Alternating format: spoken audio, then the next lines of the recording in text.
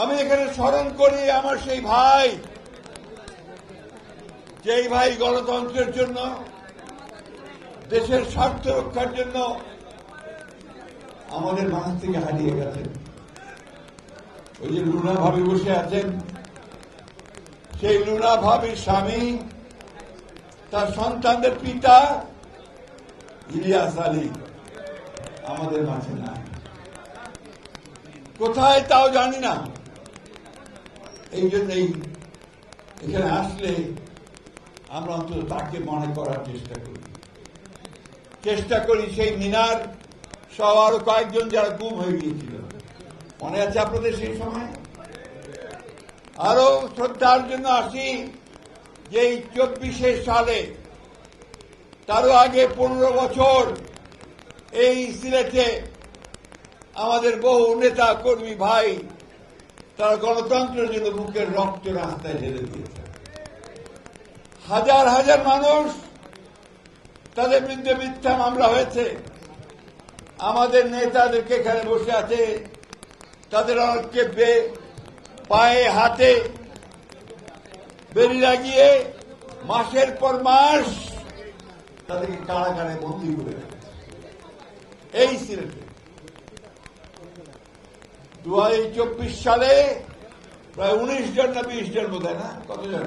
13 জন সিলেটে টোটাল মিলে মোট 13 জনের বেশি আমার ভাই, আমার ছেলে, তাদেরকে গুলি করে হত্যা করেছে হাসিনা, ঠিক না?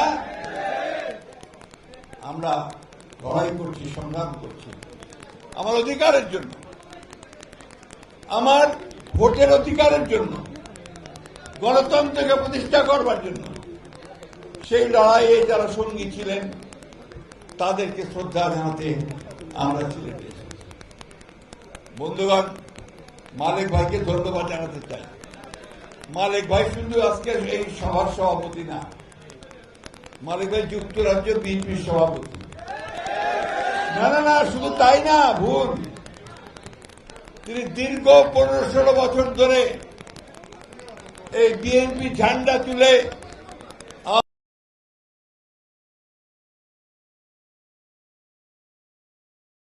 তিনি চষে বেরিয়েছেন।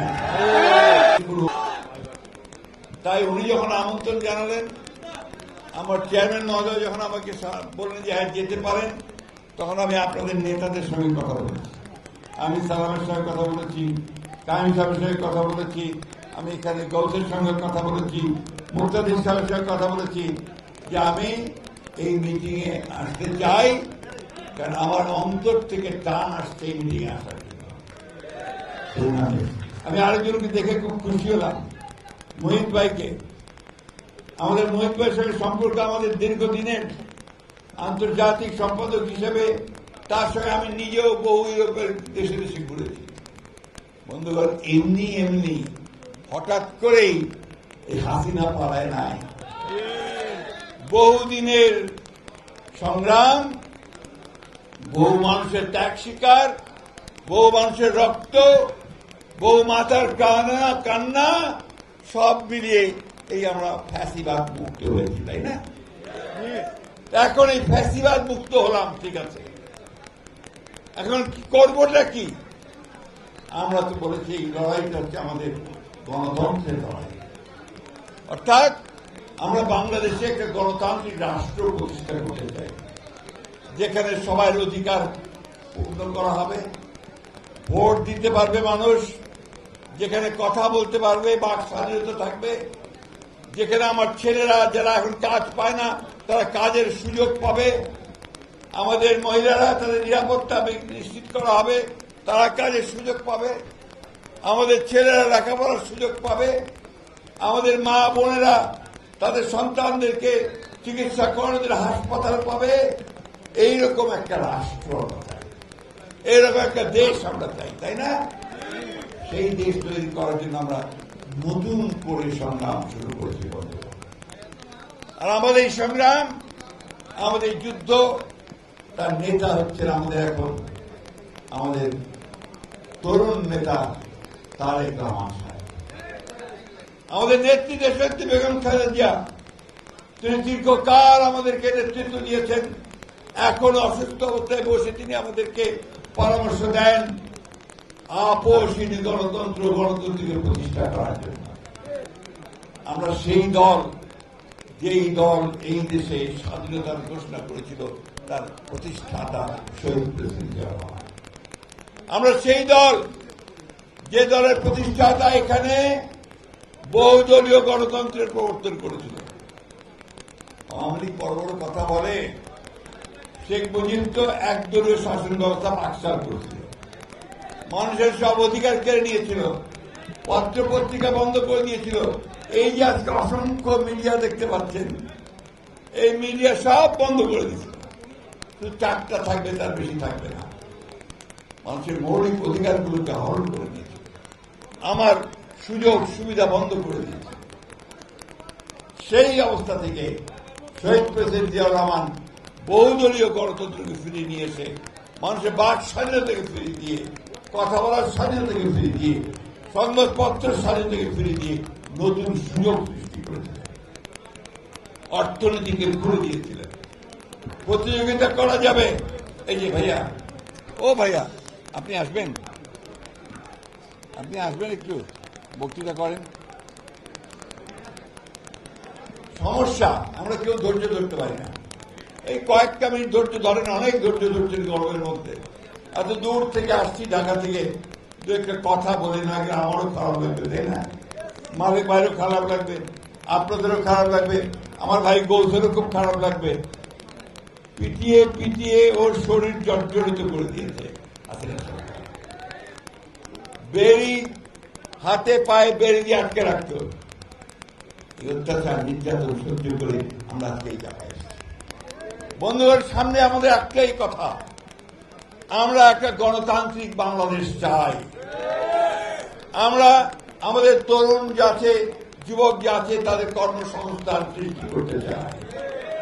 আমরা বাংলাদেশকে একটা উন্নত রাষ্ট্রে পরিণত করতে চাই। সেই জন্য আমরা বিএনপি থেকে 31 দফা দিয়েছি, তাই না? কি শুনছেন 31 দফার কথা? মনে হয় না, জোরে বলেন না তো। এই 31 দফা নিয়ে আমাদের নেতারা কিন্তু আপনাদের ঘরে ঘরে গেছে, প্রত্যেক ইউনিয়নে থানায় থানায় গেছে, তাই না? বোঝানোর চেষ্টা করছে। এই 31 দফার মধ্যেই আছে বাংলাদেশের ভবিষ্যৎ। এইবার 31 দফার মধ্যেই আছে নতুন বাংলাদেশের স্বপ্ন, যে স্বপ্ন আমাদেরকে সামনের দিকে এগিয়ে নিয়ে যাবে। আমরা কি চিরকাল দরিদ্র দেশে থাকবো? আমরা কি চিরকাল সেই নিচে পড়ে থাকবো? আমরা সামনের দিকে এগোতে চাই। এবং এখন আমাদের ছেলেরা তৈরি হয়ে গেছে, তারা এখন সামনের দিকে এগোতে চায়।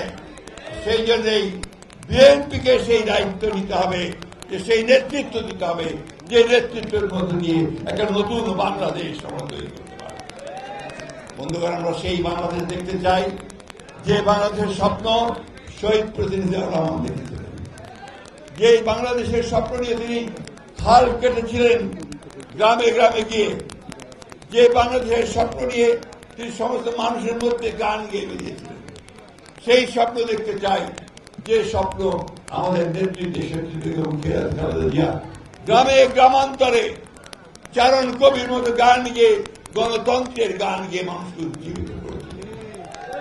আমরা সেই স্বপ্ন দেখতে চাই, যার স্বপ্ন আমাদেরকে এখন আমাদেরকে তরুণ নেতা তারেক রহমান সাহেব দেখাচ্ছেন।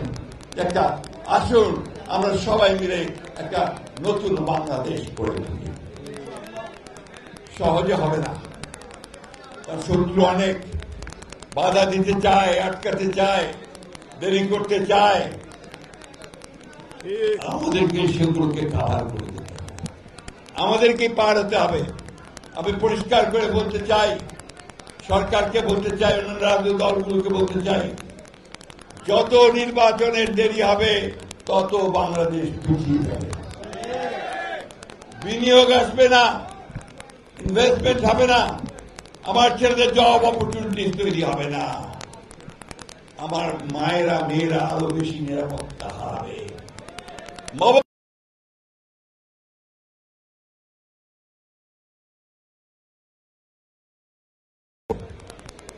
সেই জন্য দরকার একটা নির্বাচিত সরকার, যে সরকারের পেছনে মানুষ আছে, যে সরকারের পেছনে জনসমর্থন আছে। বন্ধুগণ, সবসময় মনে রাখবেন যে নির্বাচিত সরকারের চাইতে শক্তিশালী কোন সরকার হতে পারে না। আমি ধন্যবাদ জানাতে চাই আমাদের অন্তর্বর্তীকালীন সরকারের প্রধান উপদেষ্টা প্রফেসর ডক্টর ইউনূসকে, যে তিনি আমাদের নেতা জনাব তারেক রহমানের সঙ্গে লন্ডনে কথা বলে 26 ফেব্রুয়ারি মাসের মাঝামাঝি সময়ে নির্বাচনের একটা সময় ঠিক করেছেন, তাই না? আর আপনাদের দায়িত্ব কি? আপনাদের দায়িত্ব কি? খালি নিজেরা ঝগড়া করবেন? এখন ওই নির্বাচনের জন্য প্রস্তুতি নেন। সেই নির্বাচনের প্রস্তুতিটা কি? মানুষের মধ্যে ভালোবাসা তৈরি করেন। বিএনপি মানুষকে যেন মানুষ ভালোবাসে, বলে হ্যাঁ বিএনপি ছাড়া আমাদের আর কোনো উপায় নাই। এই জিনিসটাকে আমাদেরকে তৈরি করতে হবে এবং সেই জন্য আপনারা কম ত্যাগ স্বীকার করেন না। আমি জানি এই সিলেটে অসংখ্য মানুষের মিথ্যা মামলা আছে, এখনো প্রত্যাহার হয়নি। আমি জানি এই সিলেটে অসংখ্য আমার ছেলেরা, আমার নেতারা, তারা মামলা খেয়েছে, তারা কারাগারে গেছে, জেলে গেছে, অনেকে সংসার নষ্ট হয়ে গেছে, ব্যবসা নষ্ট হয়ে গেছে।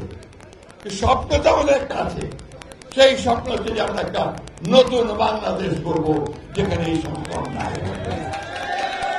তাই বন্ধুগণ, আমি আজকে আপনাদের কাছে আবেদন জানাতে চাই যে আসুন, আমাদের বিরুদ্ধে যেন খারাপ কথা কেউ বলতে না পারে, আমাদের দিকে আঙ্গুল তাকিয়ে কেউ যেন না বলে যে আমরা খারাপ কাজ করছি, কারো জমি দখল করেছি, ব্যবসা দখল করেছি, চাঁদাবাজি করেছি, এই কথা যেন কেউ বলতে না পারে। ঠিক কিনা বলেন? সবাইকে আমাদেরকে ঐক্যবদ্ধ করা, আমাদেরকে আমাদের নেতা তারেক রহমান সাহেব, আমাদের নেত্রী দেশনেত্রী বেগম খালেদা জিয়া আমাদেরকে যে ইঙ্গিত দিয়েছেন, যে পথ দেখিয়েছেন, যে নির্দেশ দিয়েছেন, এগিয়ে চলো সামনের দিকে,